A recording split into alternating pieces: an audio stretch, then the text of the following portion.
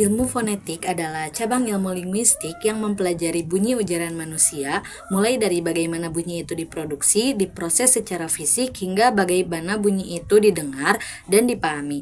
Ilmu fonetik berfokus pada bagaimana bagaimana bunyi ujaran itu dihasilkan oleh organ tubuh seperti bibir, lidah, paru-paru, serta bagaimana bunyi tersebut dipancarkan sebagai gelombang suara yang dapat didengar oleh pendengarnya.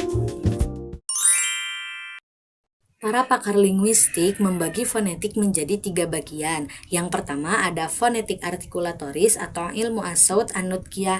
Fonetik artikulatoris ini adalah cabang fonetik yang mempelajari tentang mekanisme alat-alat bicara manusia yang bekerja dalam menghasilkan bunyi bahasa serta bagaimana bunyi-bunyi bahasa itu diklasifikasikan. Kemudian yang kedua ada fonetik audiotoris atau ilmu as-saut as-sam'i yang mana fonetik audiotoris ini adalah cabang fonetik yang mempelajari bunyi bahasa ketika bunyi tersebut sampai ke telinga pendengarnya, baik dari segi psikologi maupun jiwa. Dan yang ketiga ada namanya fonetik akustik. Nah, di sini fonetik akustik adalah cabang fonetik yang mempelajari bunyi bahasa dari segi bunyi sebagai gejala fisik, frekuensi, getaran, amplitudo, intensitas, serta timbro atau tekanan. Ilmu fonetik memiliki beberapa kedudukan. Yang pertama itu sebagai ilmu dasar dalam linguistik. Ilmu fonetik merupakan salah satu cabang paling mendasar dalam kajian linguistik karena semua kajian bahasa itu berawal dari bunyi bahasa. Nah, fonetik mempelajari bagaimana bunyi diproduksi oleh alat ucap, bagaimana bunyi tersebut terdengar, dan bagaimana ciri-ciri fisiknya. Tanpa memahami bunyi bahasa, akan sulit untuk mempelajari cabang-cabang linguistik lainnya seperti fonologi atau sistem bunyi, morfologi atau pembentukan kata, sintaksis atau susunan kalimat, serta semantik atau makna. Nah, jadi fonetik ini menjadi pondasi utama sebelum seseorang melangkah ke cabang-cabang linguistik lainnya. Kemudian yang kedua itu sebagai jembatan antara ilmu linguistik dan ilmu-ilmu lainnya. Fonetik juga tidak hanya digunakan dalam linguistik, tetapi menjadi penghubung dengan disiplin ilmu lain. Contohnya pada ilmu kedokteran dan anatomi, mempelajari organ bicara seperti lidah, pita suara, tenggorokan, rongga mulut, dan hidung dalam menghasilkan bunyi. Kemudian dalam teknologi dan linguistik terapan seperti teknologi face recognition atau text to speech, aplikasi pelafalan Al-Quran, dan pembelajaran bahasa melalui audio. Nah, karena beberapa contoh tadi itu, fonetik bertindak sebagai jembatan ilmu bahasa dengan ilmu kesehatan ataupun ilmu teknologi, dan juga ada ilmu-ilmu lainnya. Kemudian yang ketiga itu fonetik memiliki beberapa peran dalam kajian bahasa Arab. Nah, di sini contohnya seperti dalam ilmu tajwid dan tilawah Al-Quran. Nah, untuk memahami makhraj dari huruf ataupun sifat-sifat huruf agar cara membaca kita itu benar dan tepat, seperti misalnya perbedaan huruf fa dan ba. Nah, itu kita belajarnya di dalam ilmu fonetik ini. Kemudian yang kedua di dalam pembelajaran pelafalan. Nah, di sini dengan mempelajari fonetik dapat membantu para pelajar mengucapkan huruf-huruf Arab dengan benar, terutama huruf yang tidak ada dalam bahasa ibu seperti ain, ghain, ataupun kho. Nah, kemudian dalam kajian fonologi Arab atau as-sautiyat, memahami perubahan bunyi, bagaimana hukum idgham, i'lal, imala, ataupun dan sebagainya. Kemudian dalam penelitian perkembangan bahasa dan dialek Arab dapat membantu memahami perbedaan dari pelafalan antara berbagai dialek atau lahjah daerah tertentu. Selain dari 3 kedudukan ilmu fonetik tadi, ilmu fonetik juga memiliki urgensi yang cukup penting. Nah, di antaranya yang pertama itu membantu pelafalan yang benar dan fasih.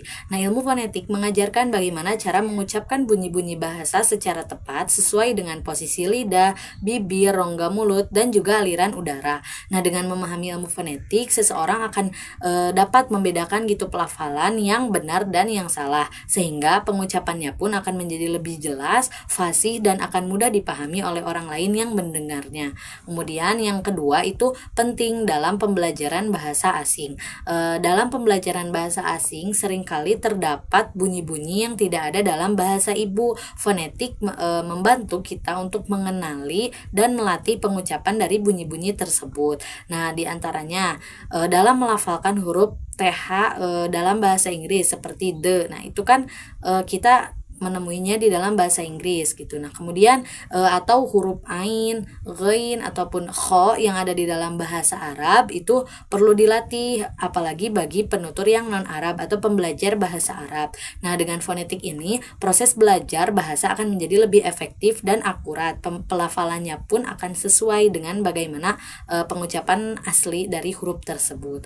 Kemudian yang ketiga itu mencegah kesalahan arti dan makna. Di sini perbedaan bunyi sedikit saja itu bisa mengubah arti kata. Misalnya dalam bahasa Arab kata alima dan alam itu memiliki makna yang berbeda. Nah, di sini fonetik itu mempelajari bagaimana cara pengucapannya dari masing-masing kata tadi secara benar gitu, ataupun seperti kolbun dan kalbun. Nah, itu kan artinya jauh berbeda tapi pengucapannya itu hampir mirip.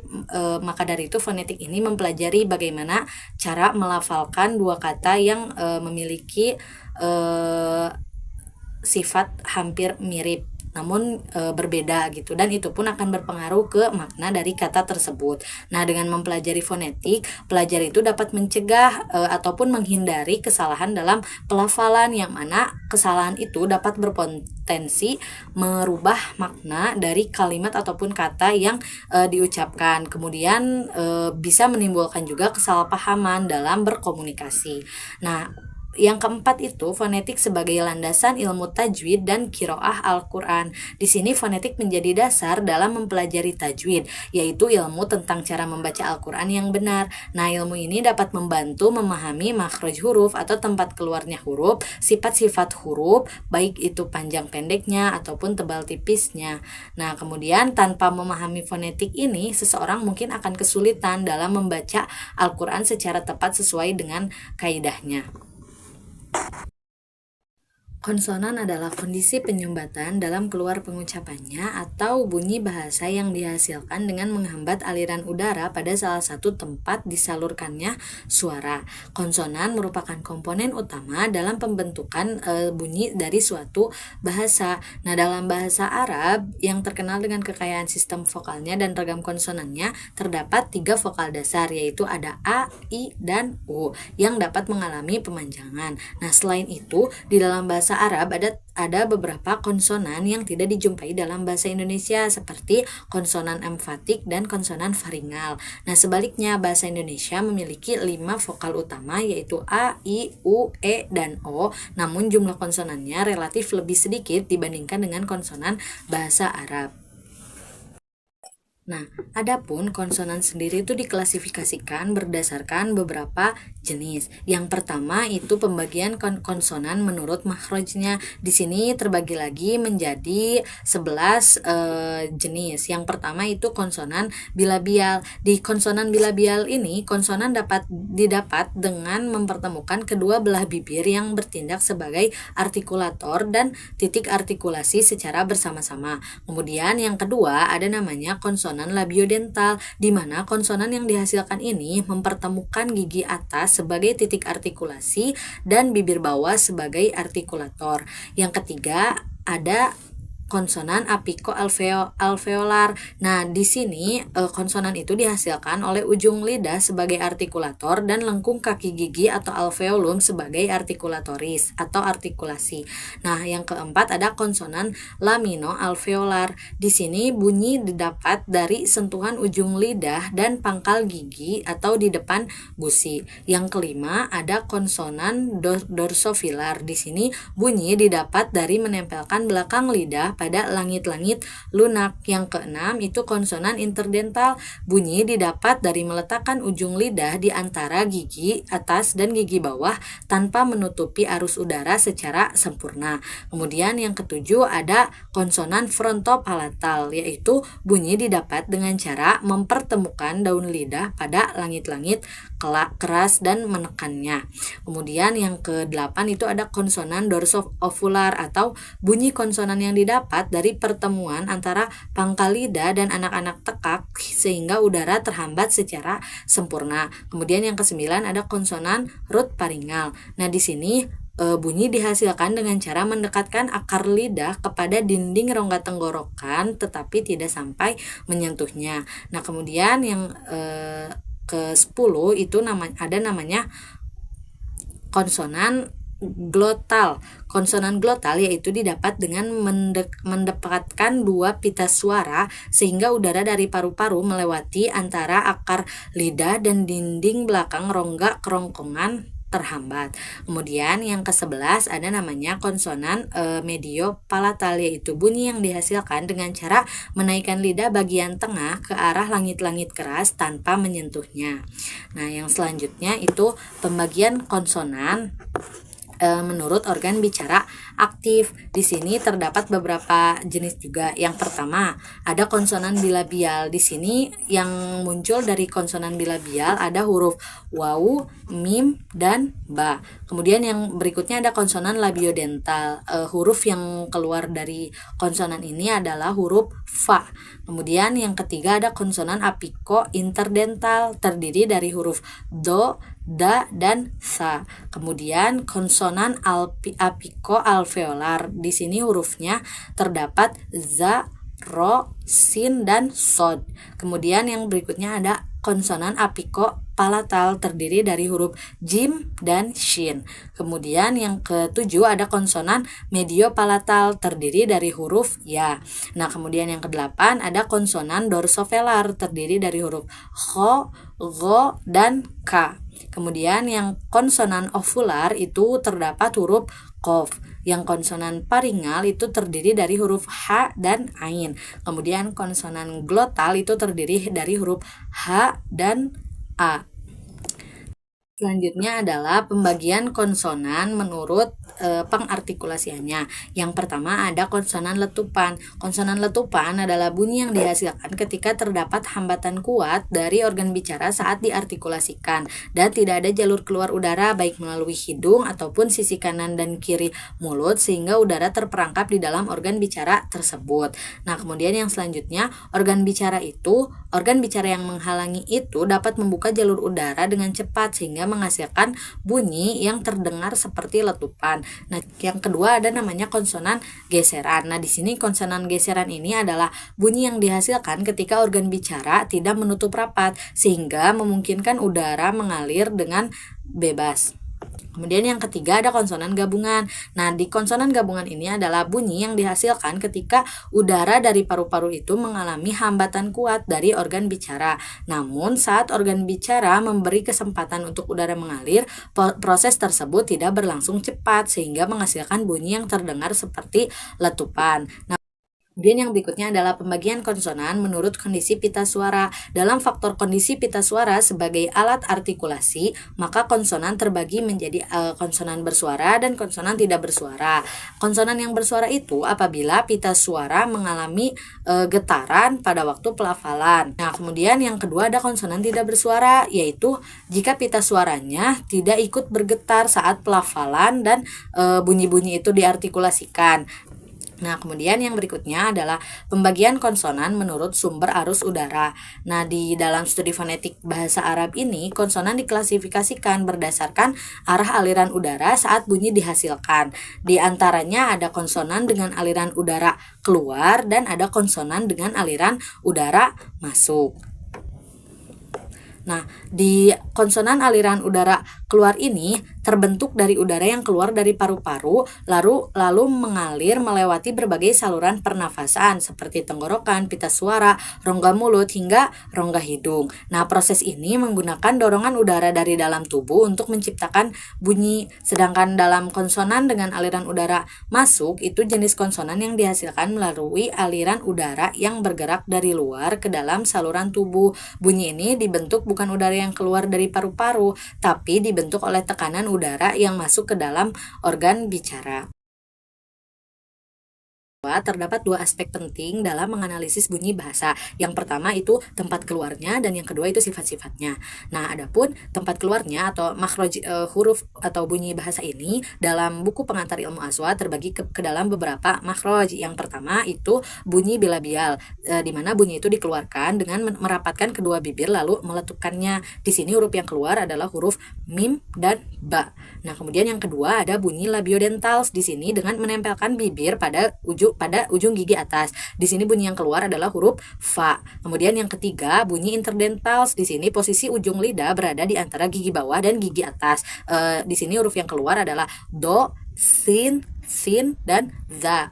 Kemudian yang keempat ada bunyi apicodental-alveolars di mana kita meletakkan ujung lidah antara dua pangkal gigi seri dan gusi. Di sini ada huruf to, do, la, na, ta, da. Kemudian yang kelima ada bunyi apico-alveolar. Di sini dengan ujung lidah itu diletakkan di atas gusi. Huruf yang keluar diantaranya ada ro, zin, sin, dan stod.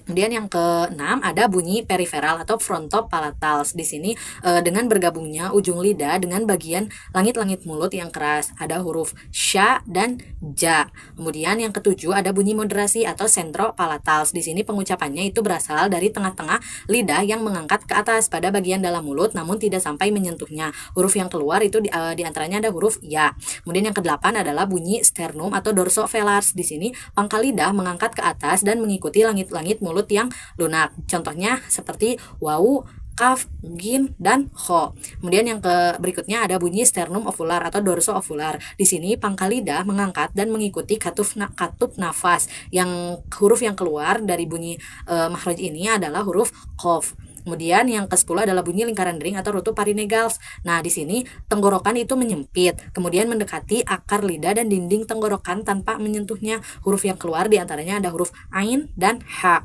Kemudian yang ke-11 adalah bunyi kerongkongan atau glotal dengan menutup pita suara dalam kerongkongan. Huruf yang keluarnya ada huruf h dan a. Sifat-sifat bunyi bahasa dapat dibedakan dari beberapa aspek. Yang pertama itu dari aspek keluarnya udara. Nah, dari aspek keluarnya udara, sifat dari bunyi terbagi menjadi 6. Yang pertama itu bunyi letupan, di mana cara pelafalannya itu mulut ditutup rapat, lalu kemudian dibuka sehingga terjadi letupan. Nah, jika dilihat dari sudut pandang Imam Al-Jazair, bunyi ini termasuk ke dalam sifat syiddah. Contoh-contoh hurufnya ada di atas ya, teman-teman. Kemudian yang kedua ada namanya bunyi geseran, di mana cara pelafalannya ini artikulator aktif mendekati artikulator pasif. Nah, jika menggunakan sudut pandang Imam Al-Jazair lagi, bunyi ini tuh disebut kategori bunyi huruf yang bersifat rihwah. Nah, yang secara bahasa rihwah itu kan artinya lembut. Jadi secara istilah rihwah adalah mengalirnya suara saat melafalkan huruf-huruf karena lemahnya tekanan pada makhraj. Kemudian yang ketiga itu adalah bunyi paduan. Di sini cara pelafalannya itu dengan cara ditutup rapat lalu kemudian diturunkan pelan-pelan sehingga udara dapat keluar. Nah, dalam pandangan Imam Al-Jazari ini disebut sebagai sifat tawasud, kategorinya tawasud. Nah, yang tawasud ini secara bahasa itu artinya pertengahan. Secara istilah ialah keadaan suara yang tidak sepenuhnya tertahan seperti syiddah dan tidak sepenuhnya mengalir seperti rihwah.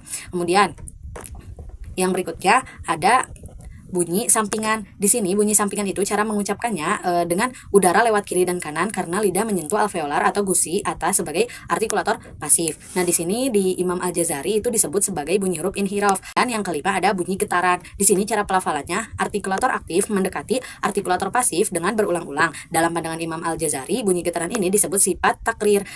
Kemudian yang keenam ada bunyi hampiran. Nah, di sini cara membacanya sama seperti pada huruf vokal, yaitu dilepas. Nah, dalam pandangan Imam Al-Jazari, bunyi ini disebut sebagai sifat huruf lin yang adapun secara umum sifat-sifat dari bunyi bahasa itu terbagi menjadi beberapa jenis. Yang pertama itu jahar atau jahar dan hamas. Jahar itu lawannya hamas. Jahar itu huruf ditekan kuat di makhrojinya sehingga tidak keluar bersama dengan nafas. Nah, adapun hamas itu huruf ditekan lemah sehingga bisa keluarnya bersama dengan hembusan nafas. Kemudian yang kedua ada syiddah, rihwah, dan tawasud. Nah, di sini syiddah itu tertahan, huruf suaranya tertahan seperti saat huruf dimatikan. Kemudian yang rihwah itu suaranya mengalir bebas selain huruf syiddah dan tawasud. Sedangkan tawasud itu pertengahan antara syiddah dan juga rihwah.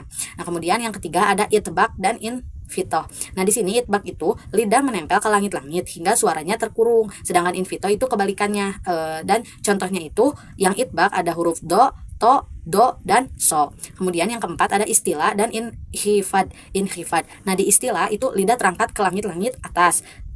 Sedangkan inhifad itu kebalikan dari istilah. Kemudian yang kelima ada namanya zalakoh dan ismat. Di zalakoh itu hurufnya ringan diucapkan seperti huruf fa, ro, mim, nun, lam, dan ba. Kemudian yang berikutnya ada sofir dan lin. Sofir itu suaranya berdesir seperti siulan, seperti huruf sin, za, dan so. Kemudian lin itu sifat lembut pada huruf mad, ada huruf alif, wawu, dan ya. Baik, jika tadi sebelumnya kita telah membahas tentang konsonan, maka yang berikutnya akan kita bahas yaitu tentang vokal. Nah, di sini vokal adalah bunyi bahasa yang arus udaranya tidak terhalang, ditentukan oleh 3 faktor, yaitu posisi lidah yang tinggi atau rendah, bagian lidah yang dinaikkan, dan bentuk bibir saat menghasilkan vokal. Jumlah vokal dalam bahasa Indonesia itu ada 5, ada A, I, U, E, dan O. Sedangkan di dalam bahasa Arab itu hanya ada 3, ada A, I, dan U. Nah, di sini vokal dalam bahasa Arab itu disebut juga sebagai harokat. Nah, namun di dalam bahasa Arab itu ada yang namanya vokal panjang dan vokal pendek. Nah, adapun jenis-jenis vokal di dalam bahasa Arab itu terbagi menjadi 6. Ada fathah pendek, kasroh pendek, domah pendek, fathah panjang, kasroh panjang, dan domah panjang. Nah, contoh untuk fathah pendek di sini seperti dalam lafadz kitabun. Nah, di sini huruf ta-nya itu memiliki vokal atau harakatnya itu fathah pendek, tidak ada pemanjangan dalam pengucapannya. Jadi kitabun. Nah, di sini ta-nya itu fathah pendek. Kemudian contoh kasroh pendeknya itu tadi di ki, berarti kitabun, di situ ki-nya itu sebagai vokal kasroh pendek. Kemudian yang berikutnya adalah domah pendek seperti dalam lafadz mumarrosatun. Nah, di sini di huruf mim yang pertama itu mumarrosatun. Nah, mu-nya itu memiliki harakat ataupun vokal domah pendek. Nah, yang berikutnya yaitu fathah panjang. Di fathah panjang ini biasanya penulisannya itu ditambahkan dengan huruf alif. Sedangkan di kasroh panjang itu penulisannya ditambahkan huruf ya, dan di domah panjang itu penulisannya ditambahkan dengan huruf wawu. Contohnya seperti fathah panjang itu di lafadz kola. Nah, di sini penulisan huruf kof itu dibaca panjang karena setelahnya ada alif mati terlebih dahulu. Jadi dibacanya fathah panjang kola. Kemudian yang kedua kasroh panjang yaitu lafadz kila. Nah, di situ setelah huruf kof terdapat ia mati sebelum huruf lam. Jadi kofnya itu yang dikasrohkan dibaca panjang karena terdapat ia mati itu. Jadi dibacanya kila. Kemudian yang terakhir itu ada domah panjang. Di sini ditambahkan wawu seperti dalam lafadz yakulu. Nah, di sini setelah kof tadi itu ada huruf wawu sebelum lam. Jadi domah panjangnya itu terdapat di dalam huruf kof yang didomahkan dan ditambah wawu berarti menjadi panjang yakulu. Seperti itu.